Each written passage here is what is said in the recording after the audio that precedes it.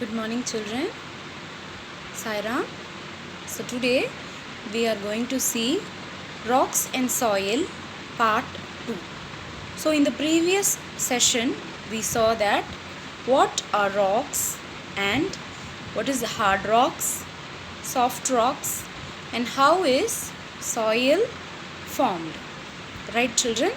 So let us have a small brush up with whatever we have studied in the previous session. Right? So all the landforms that we see around us belong to the earth crust. So what are the different types of landforms we saw previously? So they are the deserts, water bodies, mountains, grasslands, agricultural lands, and forest.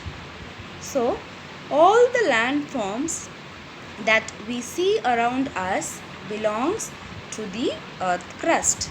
Okay, children? The crust is the outermost layer of the earth. So what is a crust? It is the outermost layer of the earth surface. Okay? So what type of organisms live on the earth crust? So these animals, birds, plants, and human beings live on top of the earth's crust. Okay? So now let us see what are rocks. So rocks are nothing but the earth is made up of rocks and soil. Rocks are made up of tiny grains called minerals. So repeat, rocks are made up of tiny grains called minerals.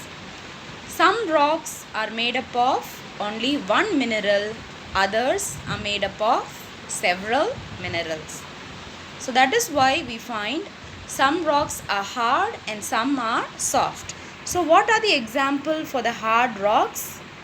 We have diamond and granite, which is the hardest rock. So what are soft rocks, children? Soft rocks are soft and tender and they tend to break easily. For example, chalk. So each rock has its own features. Right? These things we learned in the previous session, and in today's session we will learn what is soil, how is soil formed, and etc. Okay? So in today's session we will be learning what is soil, formation of soil, layers of soil, and types of soil. So first let us see what is soil. So soil is nothing but it is the topmost layer of the earth's crust and a mixture of biotic and abiotic components of the earth. So let me repeat. Soil is the topmost layer of the earth's crust and is a mixture of the biotic and abiotic components of the earth. Okay, children? So next let us see how was soil formed. Now over many years these rocks broke into very small pieces to form soil. When plants and animals die, they rot and mix with the soil. So in the beginning there were no soil at all. So first what happened, the rocks, they broke into small pieces and they were carried away by the river. So when they were carried along the river, due to the speed of the water, the rocks broke into much smaller pieces, and then they started to mix with the rotten things of plants and animals. That is, the animals when they die, they get rotted, that is they get decayed, and this decayed matter gets mixed with the soil, mixed with the rocks, and hence it formed soil. So see here, the soil contains tiny pieces of rock and organic matter. What does the soil contain? The tiny pieces of rock and organic matter. Now let us see what is humus. So I have already told you, right? So when an animal or a plant dies, the dead remains of the plants and the animals get mixed up with the soil. So this particular soil, it will be in dark brown or black in color. So this particular soil is called humus. It is very rich and a healthy growth of animals and plants is found in this soil. Okay, so let us read what is given. What is humus? Humus is a rich soil which contains the dead remains of plants and animals. Humus is dark brown or black in color.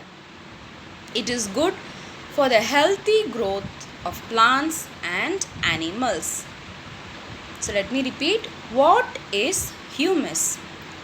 Humus is a rich soil which contains the dead remains of plants and animals. Humus is dark brown or black in color. It is good for the healthy growth of plants and animals. So next, let us move on to nature of the soil. So how is soil? Soil, when it is collected from different places, they seem to be different. Some soil are light brown and some are dark brown in color. So in some places we can see the soil is red in color. These soils also feel different because they are got from different rocks. So let me repeat. Nature of the soil. Soil is collected from different places and they have different colors. Some are light brown and some dark brown. In some places the soil is red in color. These soil are also feel different because they are made from different rocks. So these are the nature of soil. So as we know that when we collect soil from different places, they all will have different colors and textures. So some soil will be light brown in color and some will be dark brown in color. In some places the soil is also red in color. So why are these soil having different color? This is because they are all made from different rocks. So that is why they have a different color and a different texture. So is that understood, children? Okay. So next we will see about the different layers of the soil. So to see this different layers of soil, I am going to have an activity with you, right? So you try this at home and let me know how it worked. Okay, children? So first you have to take some soil from the garden in a very large bottle. Okay? Now pour some water in the bottle, place the lid on it and shake the bottle well. Now let the bottle remain undisturbed. Don't disturb it for few minutes. Just leave it down near the window. Observe the different layers that settle down. Okay, children? So now observe the different layers that settle down. So you do this experiment, take a picture and show it to me. Okay, children? So now let us see the different layers of soil. So can you see, each layer of soil is called a horizon. So how do you call the different layers of soil? You call it as horizons. So repeat, horizons. Okay children? So now let us see the different layers of soil. The first layer consists of plants and dead leaves. So this is the topmost layer of the soil, which normally consists of plants and dead leaves. Okay, what does the first layer of plants consist? They consist of plants and dead leaves. Okay, so now let us move on to the second layer. So can you see the second layer? The second layer consists of humus. So as we saw, humus is a rich soil containing the remains of dead plants and animals. So usually the plant roots can be observed in this region. Okay, so only in humus you can see the plant roots which are firmly attached to the soil. Okay, so what is the first layer? The first layer consists of plants and dead leaves. The second layer consists of humus. Now let us see what is the third layer consists of. Now the third layer consists of the subsoil or the clay. So what does the third layer consist of? The subsoil or clay. So minerals get washed and settle down here. So from the rocks you can get minerals, right? Rocks are mainly made up of minerals.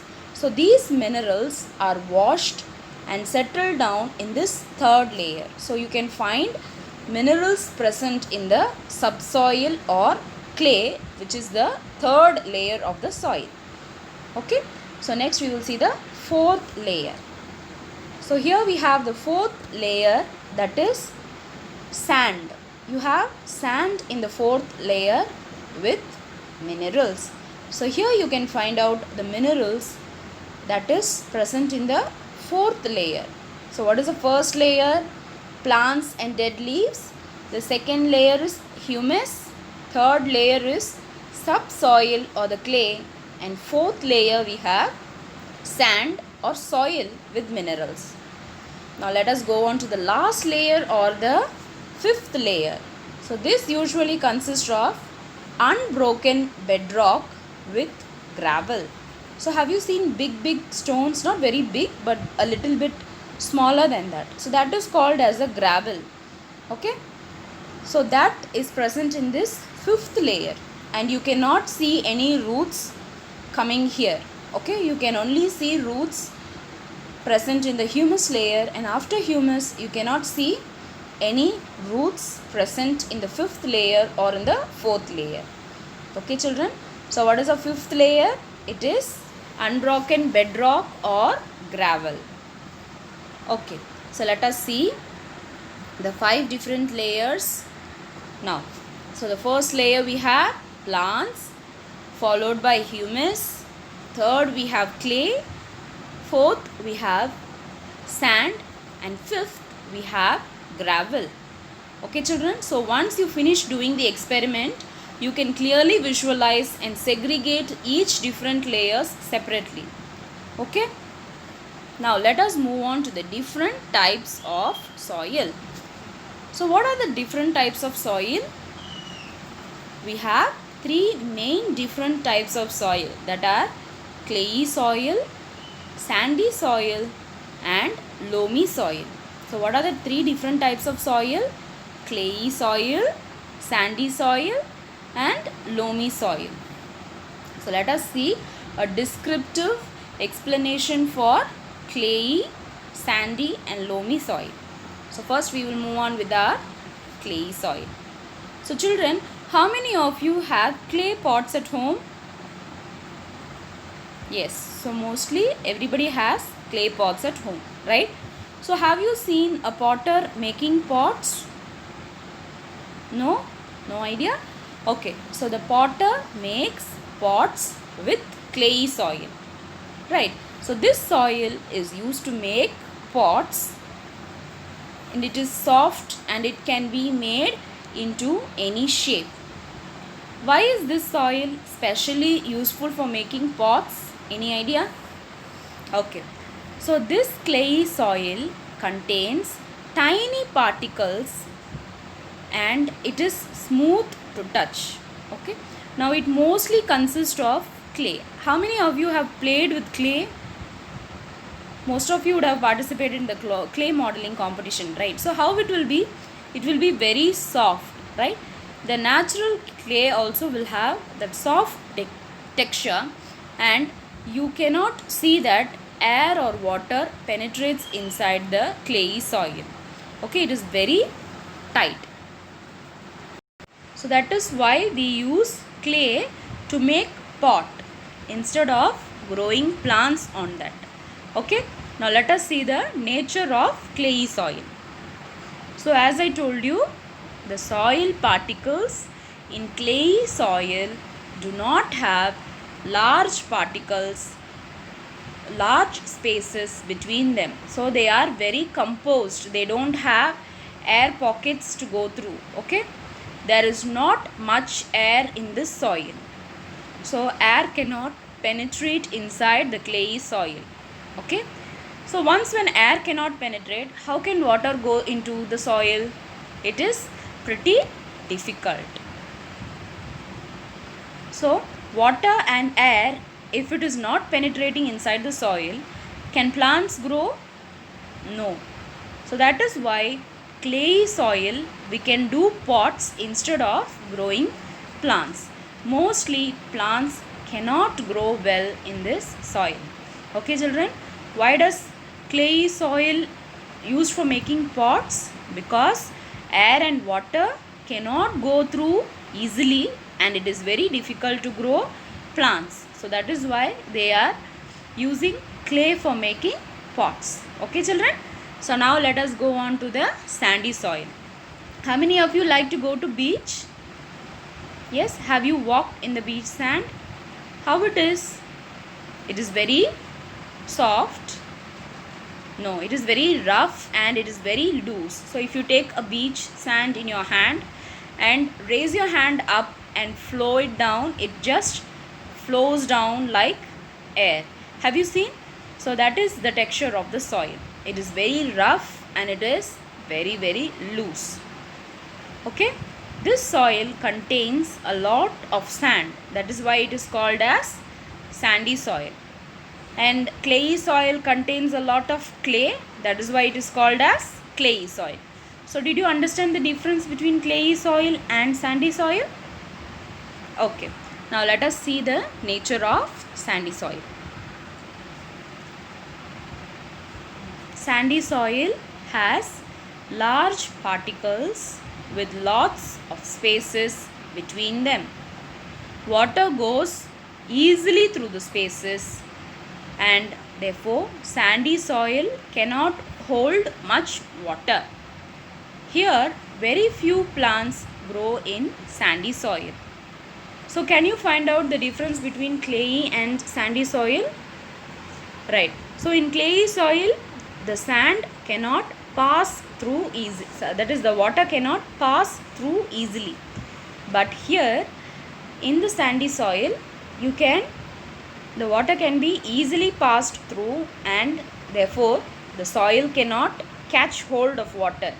That is why very few plants grow in sandy soil. Okay children, now let us go on to the loamy soil. So loamy soil is very simple. Okay, it is a mixture of both sand and clay. What is loamy soil? It is a mixture of both sand and clay. It can hold both air and water. It can hold both air and water. Loamy soil also has humus in it. Loamy soil also has humus in it. Hence, loamy soil is best suited for the growth of plants. Okay children? So loamy soil is a combination of both sandy soil and clay soil. That is why it can hold both air and water. So since loamy soil has humus in it, it is best suited for the growth of plants. Okay, so did you understand the different layers of the soil and the three types of soil? Yes, so don't worry, we will just revise in the next session along with the importance of soil. Okay children, keep on revising, write and practice. So writing makes you more brilliant. Okay children, thank you, have a nice day.